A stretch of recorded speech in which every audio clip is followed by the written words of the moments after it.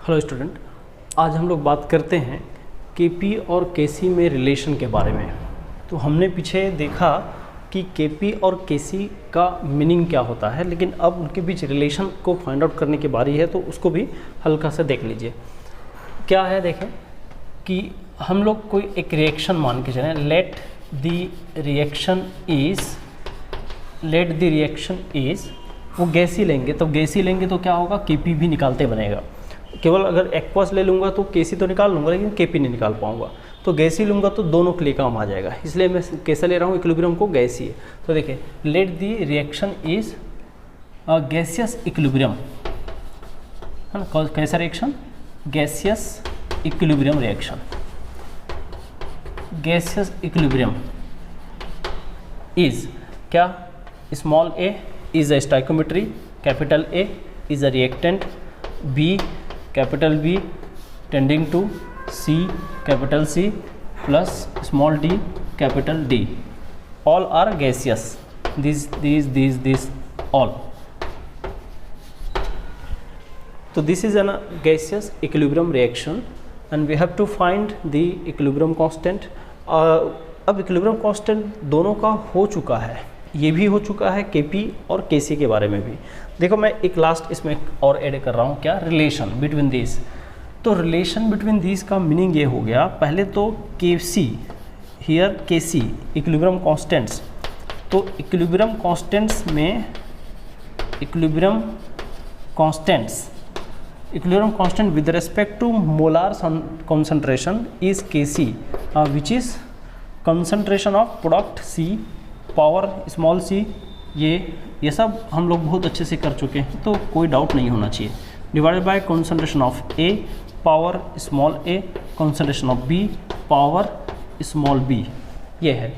और एक दूसरा चीज़ निकाल चुके हैं with respect to pressure. Pressure में क्या होता है, केपी, और केपी के समय सारे गैसियस चाहिए होता है। तो गैसियस के लिए क्या करेंगे कि पार्शियल प्रेशर ऑफ सी और power small C into partial pressure of D power small D divided by partial pressure of A power small A, partial pressure of B power small B, ये KP हो गया। इस KP के sense में अब इन दोनों का अपन रिलेशन फाइंड आउट करें, तो रिलेशन फाइंड आउट करने में देखिएगा बहुत इजी वे में ये रिलेशन फाइंड आउट हो जाता है। कैसे, हम आइडियल गैस ले रहे हैं या गैस ले रहा हो, गैस भी बोलोगे तो भी परफेक्ट है। फॉर गैसियस सिस्टम क्या रहेगा, गैसियस सिस्टम में पी वी, हम वो भी आदर्श गैस, आइडियल गैस, तो यहाँ लिख देता हूँ फॉर आइडियल गैस, ठीक है। तो P V equals to N R T, ये ऐसा। तो इस एन आर टी में देखना, थोड़ा सा मैं इसको सॉल्व करूँ तो क्या हो जाएगा, P equals to N by V into R T, N by V into R T. क्या किया, वॉल्यूम को भेज दिया इधर, पी इक्वल टू किया तो n divided by V R T हो गया। ये n बाई वी क्या है, एक तरह से कंसंट्रेशन होता है। कैसे पता चला, n फॉर मोल और v फॉर वॉल्यूम। तो मोल पर लीटर, अगर 1 मोल 1 लीटर कर दूँ तो 1 मोलार के बराबर हो जाता है। बिल्कुल वैसे ही ये मोल पर लीटर है, कॉन्सेंट्रेशन है, तो इसका मतलब ये CRT हो गया प्रेशर की जगह में। तो इस प्रेशर की जगह में जैसे CRT यहाँ लिया, बिल्कुल इसको अप्लाई करके यहाँ लगा देता हूँ। तो ये है इक्वेशन नंबर 1 और ये इक्वेशन नंबर 2। तो मैं यहाँ लिख देता हूँ कि putting P equals to CRT in equation number 2, क्या होगा, इक्वेशन नंबर 2 में रखने पर KP इक्वल्स टू, ध्यान देना सभी जगह में, C का concentration into R constant, T constant, T सबके लिए सेम है इसलिए कांस्टेंट बोल रहा हूँ, पावर स्मॉल c होगा। इसी तरह C D का concentration R T power small d divided by क्या, C ऑफ A का concentration R T power small a multiplied by C यहाँ पर B R T power small b। फिर यहाँ से देखें, C को एक साइड कर दो और R को एक साइड कर दो, तो क्या होगा, C का पावर C, देखो पावर को यहाँ शामिल करो, और वैसे ही CA का पावर स्मॉल a, वैसे ही यहाँ देखो इस D को मैं यहाँ ले आता हूँ, थोड़ा सा जंप कर रहा हूँ, आप लोग थोड़ा फास्ट कर लेना। ये देखें सी का पावर सी डी का पावर डी और सी बी का पावर स्मॉल बी। तो ये और ये इतना हिस्सा को मैंने अलग कर दिया, गुना आर टी हिस्से को देखो कैसे होगा, R T power C into R T power D divided by R T power A और आर टी का पावर बी, ऐसे इस तरह से आ गया है। अब मेरे पास यहाँ स्पेस है, मैं यहाँ सॉल्व करके पूरा कंप्लीट करता हूँ। कैसे देखें इसी भाग को आगे, ये तो हो गया। आप थोड़ा सा गौर करोगे देखोगे के पी इक्वल्स टू ये हिस्सा पूरा क्या है, ये के सी के इक्वल है। और इधर देख लिए बेस सेम है, तो बेस सेम है तो आर टी का पावर सी प्लस डी हो रहा है, आर टी का पावर सी प्लस डी हो रहा है, और डिवाइडेड बाय आर टी का पावर ए प्लस बी होगा। ये देखिए ए प्लस बी। फिर यहाँ पर क्या होता है, के सी करूँगा तो ये आर टी फिर से ऊपर ले जाऊँ तो सी प्लस डी एक साथ, और ये बटे में है इसलिए यहाँ पावर को माइनस कर सकता हूँ, ए प्लस बी एक साथ। तो ये थोड़ा सा और चेंज करूँ तो ये हो जाएगा के पी इक्वल्स टू के सी और आर टी का पावर, इसको सब गैसियस मोल की संख्या है तो गैसियस मोल्स को संख्या के अंतर को हम लोग डेल्टा एन जी से शो कर सकते हैं। ये के P equals to K C R T का पावर डेल्टा एन जी। अब डेल्टा एन जी को लिख सकते हो, delta N G equals to number of gaseous moles of product minus number of gaseous moles of reactant. ये है इनके बीच का संबंध। ठीक है, नोट करें। एक रिलेशन है। अब ये रिलेशन हमने पीछे डिराइव कर लिया, कैसे आया क्या आया पीछे आपको क्लियर है, लेकिन अब इसमें कंडीशन क्या क्या हो सकती है, इसमें कौन क्या है ये सब जानते हैं। ये इक्विलिब्रियम कांस्टेंट है, इक्विलिब्रियम कांस्टेंट है, और इक्विलिब्रियम कांस्टेंट है किसके रिस्पेक्ट में, विद रिस्पेक्ट टू, यहाँ शॉर्ट में बोलता हूँ विद रिस्पेक्ट टू प्रेशर। और ये क्या है, ये भी इक्विलिब्रियम कांस्टेंट है, लेकिन ये किसके रिस्पेक्ट में, equilibrium constant with respect to सांद्रता, कंसंट्रेशन। सांद्रता के सापेक्ष इक्विलिब्रियम कांस्टेंट, और ये है प्रेशर के सापेक्ष इक्विलिब्रियम कांस्टेंट। फिर उसके बाद देखिए और क्या है, कौन सा डाटा क्या है, कौन क्लियर कर देते हैं। आर इक्वल्स टू होता है यहाँ पर gas constant, universal gas constant बोल सकते हो, गैस कांस्टेंट, और दूसरे शब्दों में यूनिवर्सल गैस कांस्टेंट, ये आर के बारे में। फिर इसका वैल्यू भी होता है, इसका वैल्यू होता है 0.0821 लीटर एटीएम पर मोल पर केल्विन, ये इसका यूनिट है। ज़्यादातर यही यूनिट यहाँ पर यूज होता है, इसलिए मैं इसी यूनिट को बस बात किया हूँ। इसके कई प्रकार के यूनिट होते हैं, अलग अलग यूनिट के साथ लीटर एटीएम में ही यूज़ करना, इस फॉर्मूला में अगर कभी यूज़ करना पड़ गया तो। टी इज टेम्परेचर, टेम्परेचर का मतलब यहाँ पर कौन सा, केल्विन में, ये तो हमेशा वेल नोन है, केल्विन में ही टेम्परेचर लेते हैं। जो मेन इंपॉर्टेंट जहाँ समझाने वाला बात है वो है delta N G. Delta N G आपने देखा है डेफिनेशन से, कैसे पता चला, कहाँ से आया है ये, तो मैं एकदम सिंपल बोलूँ, total moles of the product minus total moles of the reactant, total moles of the product minus total moles of the reactant के डिफरेंसेस को हम डेल्टा एन जी कहते हैं। तो डेल्टा एन जी में ये सब आता है, तो ध्यान दें डेल्टा एन जी अब कैसे। लेकिन एक चीज और ख्याल रखना है, ये कैसा होना चाहिए, गैसियस। ये कैसा होना चाहिए, गैसियस, गैसी ही होना चाहिए, है ना। अब इसको इसीलिए मैं यहाँ पर इसीलिए यहाँ पर ये जी लिखा देता है, जी मतलब होता है गैस, तो यहाँ पर गैसियस होना चाहिए। कैसे, अब देखो इस कंडीशन को सोचते हैं। चलिए पहले तीन स्थितियां संभव है, उस तीन स्थितियों को सोचते हैं, है ना। कैसे तीन स्थितियां संभव है उसको जरा देखिए। ये हो सकता है ये बड़ा हो और ये छोटा हो तो पॉजिटिव आंसर आए, ये छोटा हो ये बड़ा हो तो नेगेटिव आंसर आए, और दोनों बराबर हो तो जीरो आंसर आए। किसकी बात कर रहा हूँ, डेल्टा एन जी का। तो इस तरह से पॉजिटिव, नेगेटिव और जीरो तीन स्थितियां संभव है, तीन कंडीशन पॉसिबल है। उस तीन कंडीशन को कैसे यहाँ पर दिखाता हूँ, जरा देखिए। अगर डेल्टा एन जी के वैल्यू के बेस पर बात करूँ तो तीन कंडीशन पॉसिबल है, और वो तीन कंडीशन कौन कौन सा है उनको जरा देखिए। तीन कंडीशन में से पहला कंडीशन डेल्टा एन जी हो जाए पॉजिटिव, डेल्टा एन जी हो जाए नेगेटिव, डेल्टा एन जी हो जाए 0। 3 स्थितियां संभव है, ठीक है। तो इस 3 स्थितियों में अब इसको मैं मिटा देता हूँ, आर का वैल्यू को यहाँ लिख देता हूँ 0.0821 लीटर एटीएम पर मोल पर केल्विन, ये लिखिए इस तरह से। तो डेल्टा एन जी के 3 मान होते हैं, पॉजिटिव, नेगेटिव और 0। तो पॉजिटिव का है ना, पॉजिटिव होगा तो क्या होगा उसको सोचना है। सोचिए कि अगर ये पॉजिटिव होगा तो ये इनटू में जाएगा इसके, और इनटू में जाएगा तो इस समय कौन बड़ा हो जाएगा, आप क्लियरली बोल सकते हो इस समय केपी और केसी में से केसी बड़ा हो जाएगा, है ना, केसी बड़ा हो जाएगा, क्योंकि ये दोनों मिलकर इसके बराबर होगा। अगर नेगेटिव होगा, ये नेगेटिव होगा तो उसको ये बटे में जाएगा, नेगेटिव पावर आएगा तो ये बटे में चल देगा, तो इसमें इतना डिवाइड करने के बाद ये आएगा। तो इस समय केसी बड़ा हो जाएगा किससे, केपी से। और अगर ये 0 आ गया तो इसका पावर 0 हो गया, तो ये क्या टोटल क्या हो जाएगा 1। इसका मतलब केपी और केसी क्या हो जाएंगे, बराबर, इक्वल हो जाएंगे, केपी इक्वल्स टू केसी। ये 3 स्थितियां संभव है। अब जैसे चलो एग्जांपल लगा के बता देता हूँ। एग्जांपल कैसे है, ध्यान देंगे, एग्जांपल मैं बता रहा हूँ। PCl5 गैस कन्वर्टेड होगा PCl3 gas plus Cl2 gas में, है ना, PCl5 इस तरह से।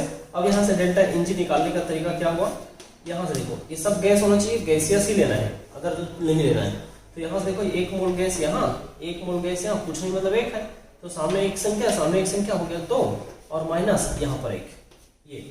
तो उत्पाद में जितने मोल होंगे उनको जोड़ के विकारक से, विकारक के मोल से माइनस कर देना, तो क्या हो जाएगा +1 हो जाएगा।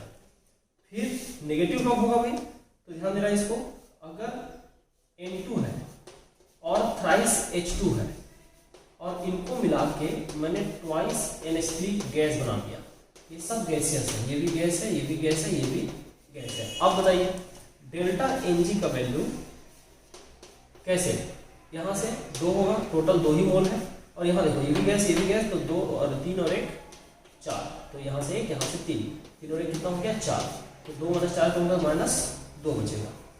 और फिर लास्ट में इसका एग्जांपल मैं इधर लिख देता हूँ, देखें H2 + I2 = ट्वाइस HI, ये सब गैस है, गैस गैस गैस। और यहाँ से लिख सकता हूँ डेल्टा Ng = इधर भी 2 और इधर देखो 1 + 1 इधर भी 2, तो ये हो जाएगा 0। ऐसे आपको मोलों की संख्या से सॉल्व करना है। मेरे ख्याल से क्लियर हो गया होगा 3 स्थितियां कि केपी कब बड़ा होता है, कब छोटा होता है, कब इक्वल होता है, और कैसे निकाला जाता है डेल्टा एनजी के बारे में बात क्लियर हुआ। तो ये हो गया केपी और केसी में संबंध, और संबंध से 3 केस और 3 केस के एक एग्जाम्पल। लेकिन एक और छोटा सा रिलेशन की बात कर लेता हूँ, केसी और केएक्स में रिलेशन। पहले तो केसी और केएक्स क्या है उसके बारे में थोड़ा जान लें। ध्यान दें कि अगर कोई इक्विलिब्रियम रिएक्शन, गैसियस इक्विलिब्रियम लेता हूँ, ए गैस प्लस बी यहाँ स्टोइकियोमेट्री है, कैपिटल बी गैसियस रिएक्टेंट है, और ये कन्वर्ट होता है सी कैपिटल सी गैस में और plus small D capital D gas में, ठीक है। तो ये इस तरह से एक रिलेशन रखता है। अब उसके बाद अगर मैं केसी बोलता हूँ तो क्या होता है, concentration of C power C, concentration of D power small D, फिर नीचे concentration of A power small A, concentration of B power small B, इस तरह, ठीक है भाई। अब अगर kx बोलोगे, kx का क्या मतलब होता है, पहले kp भी लिख देता हूँ, साफ kp भी लिख देता हूँ, देखेंगे। पहले kp लिख देता हूँ। kp का मतलब होता है partial pressure of c power c, partial pressure of d power d small d, divided by partial pressure of a power small a, और partial pressure of b power small b। ये हो गया। एक तीसरा और कि अगर कोई पूछता है kx क्या होता है, kx का मतलब होता है mole fraction of c power c, mole fraction of d power d, divided by mole fraction of a power small a, mole fraction of b power small b। ये लीजिए, तीनों संबंध अपने पास है। हालांकि केसी और केएक्स लिखा हूं पर मैं केपी भी दिया हूं क्योंकि केपी से ही ये पूरा होता है ना। कैसे पूरा होता है बताता हूं। एक याद रखिए, हमेशा क्या होता है, पार्शियल प्रेशर हमेशा क्या होता है, partial pressure equals to mole fraction and total pressure. अगर ये आई नंबर के कंपोनेंट का पार्शियल प्रेशर है तो आई नंबर का आप मोल फ्रैक्शन लगाओगे, मोल प्रभाज हिंदी में मोल प्रभाज लगाओगे और टोटल प्रेशर से मल्टीप्लाई करोगे। तो इस तरह के रिलेशन से प्रेशर सॉल्व होता है। अब देखो मैं इसमें नहीं रखूंगा, इसमें रखूंगा। इसमें अगर रखता हूं तो इसमें रखता हूं तो क्या होगा भाई, इसमें अगर रखता हूं तो ये दिखेगा मुझे कि यहां सारे जगह दो चीज आएगा, एक्स सी टोटल प्रेशर किसी का नहीं होता, सबका इक्वल होता है, पावर सी, फिर X D total pressure power small D divided by X A total pressure power small A, फिर X B total pressure power small B.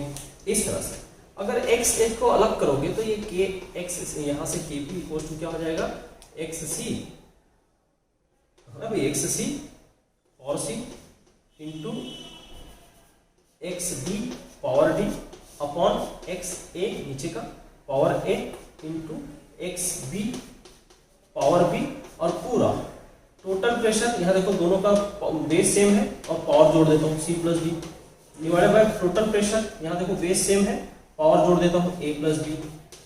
फिर उसके बाद अब इसको देखो तो ये के सी है, के एक्स है, सॉरी के एक्स है, ये के पी हो गया, के एक्स हो गया और ये पी हो गया, और पी ऊपर का देखोगे डेल्टा एन जी लिख सकते हैं इसको, या अभी नहीं समझ में आ रहा तो सी प्लस डी माइनस ए प्लस बी लिख सकते हैं और वही का मतलब डेल्टा एन जी होता है। तो ये रिलेशन किसके किसके बीच हो गया, इसको शॉर्ट में ऐसा लिख देता हूँ, के पी इक्वल टू के एक्स और पी का power delta N G.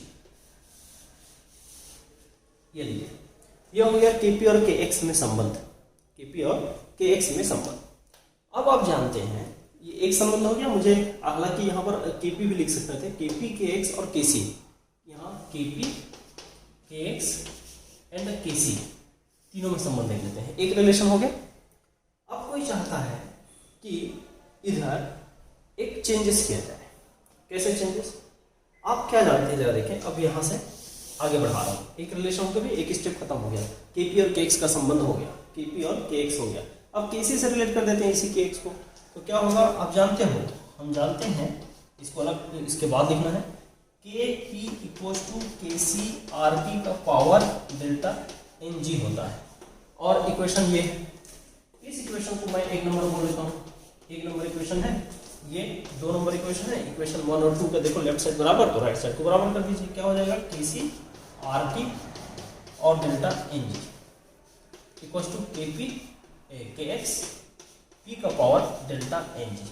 Okay, अब मुझे चाहिए के सी, तो मैं क्या करूँगा, के सी इक्वल टू के एक्स और इधर पी अपॉन आर टी और ये डेल्टा एन जी। और अगर आइडियल केस के लिए कर रहे हैं आप तो क्या होगा भाई, आइडियल केस के लिए कर रहे हैं तो देखो P upon R T, P V equal to R T होता है, तो P अपॉन आर टी कर दोगे तो किसके बराबर आ जाएगा, आप उसको अंदाज लगा लो, P अपॉन आर टी कर रहे हैं तो मैं ऐसा यहाँ पर चेक करके बता रहा हूँ, P V equal to N R T होता है और P अपॉन आर टी कर रहे हैं या आर टी बाई पी कर रहे हैं, P अपॉन आर टी रहने दो, P अपॉन आर टी देखो ये आर टी, तो ये हो जाएगा P अपॉन आर टी, मोल को एक कर लो तो n बाई बी, ऐसा 1 बाई बी हो सकता है, तो आप चाहो तो इसको 1 बाई बी लिख सकते हो और नहीं जरूरत है तो मत लिखिए, ये भी संबंध है। चलिए और आगे बढ़ाते हैं, तो ये के सी और के एक्स में संबंध हो गया और ये के पी और के एक्स में संबंध हो गया, तो दो संबंध और निकाल दिया गया है। तो ये बहुत इजी है, कुछ करना और ना है नहीं, एकदम इजी वे में चलते जाना है। अपने को ये रिलेशन याद रखना है इस संबंध में निकालने के लिए, और पिछले संबंध में pi equals to pressure equals to C R T याद रखना था, बस और कुछ नहीं था। तो थोड़ा सा इसको बारीकी से देखना और इसको डील करना, ठीक है, इसमें और आगे बढ़ा नहीं रहा।